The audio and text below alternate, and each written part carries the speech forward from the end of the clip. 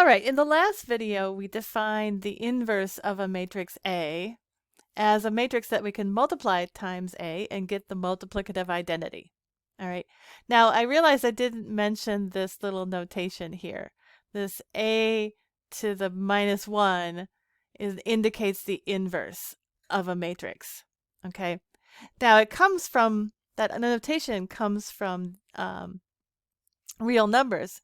If you have a real number, say lowercase a, that's where this a is a real number, then the multiplicative identity for a, or sorry, the multiplicative inverse of this number a is 1 over a, right? So like we were doing, if a were 3, then the multiplicative inverse would be 1/3. Okay. So another way to write 1 over a is a to the minus 1 power. All right. So that's kind of where the idea, where this notation is coming from.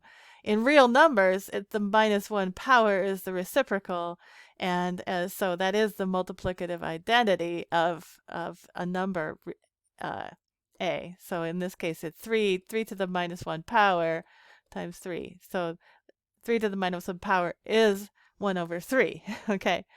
So anyway, that's just notation. So that's how we know how we indicate an inverse matrix.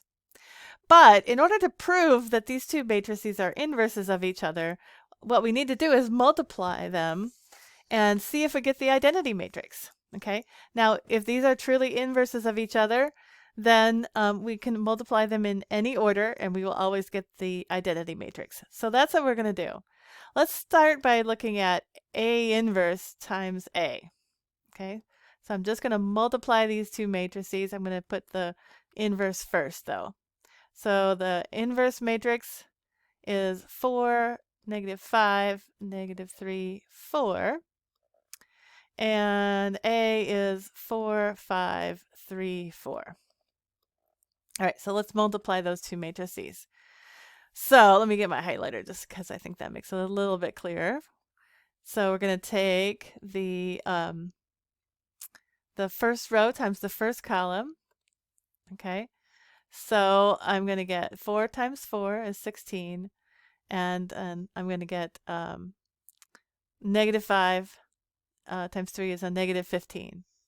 Okay, so 16 minus 15 gives me 1. That's good.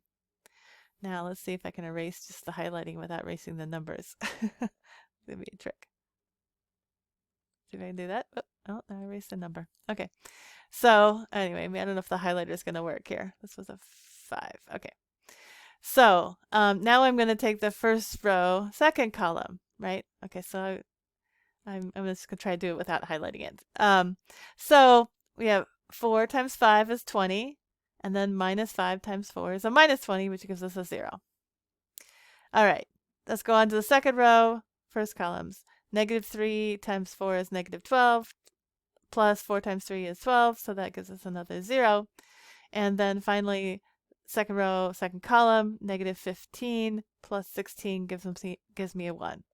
All right, so now we've shown that A inverse times A is the identity matrix, the 2 by 2 identity matrix.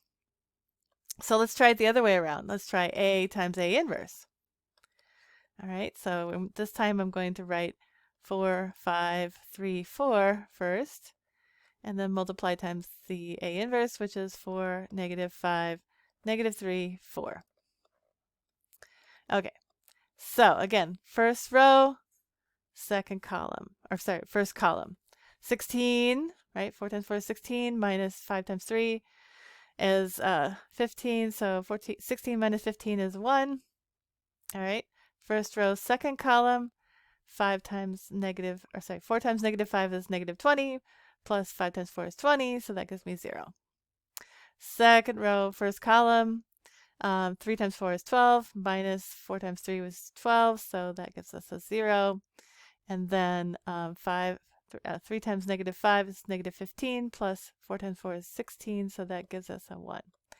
So we have verified that these matrices are inverses of each other. All right, take a look at example 2. You should probably try this yourself. It's good practice. It's similar. It's just a three.